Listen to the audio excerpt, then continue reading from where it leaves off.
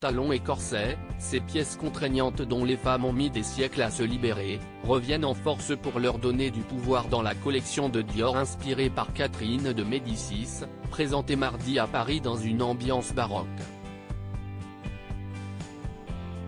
L'idée qui m'amusait, si est qu'il y a des éléments dans les vêtements qui servent à construire un imaginaire régalien, raconte à l'AFP l'italienne Maria Grazia Chiuri, directrice artistique des collections féminines de Dior.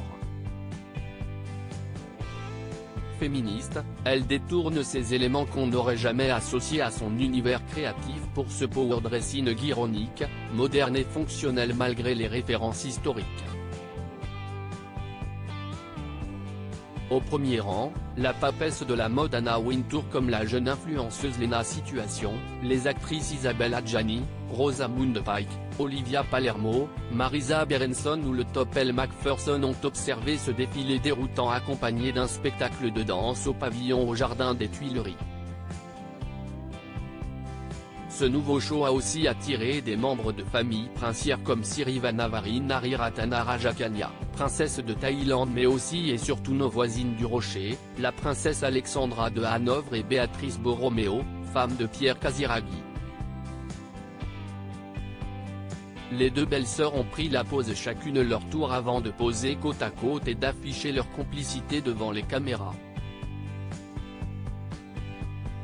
De nombreuses autres stars étaient présentes, Camille Cotin, Nathalie Portman, la chanteuse sud-coréenne Ne Jisoo, star de Blackpink, Valeria Bruni Tedeschi, Maggie Gyllenhaal et Safi Ramona, Juliette Armanet, Naïm Durso, fille d'Inès de la Fressange, Jack Lang et son épouse Monique, Lionel Jospin, sa femme Sylviane et leur fille Eva, Catherine Lifford, Nadia Fares, Alexandra Daddario et Cara Ferragni entre autres.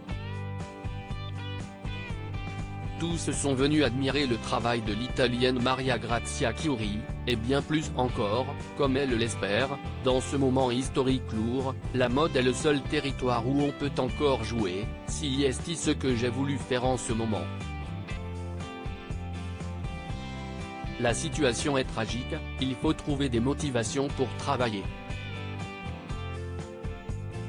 À l'époque les jardins baroques, c'étaient les espaces qui étaient hors de contrôle par rapport au palais qui, au contraire, étaient rigides et codifiés, a déclaré à l'AFP l'artiste française Eva Jospin qui a sculpté cette grotte en strates de carton, son matériau de prédilection, un déchet qu'on magnifie.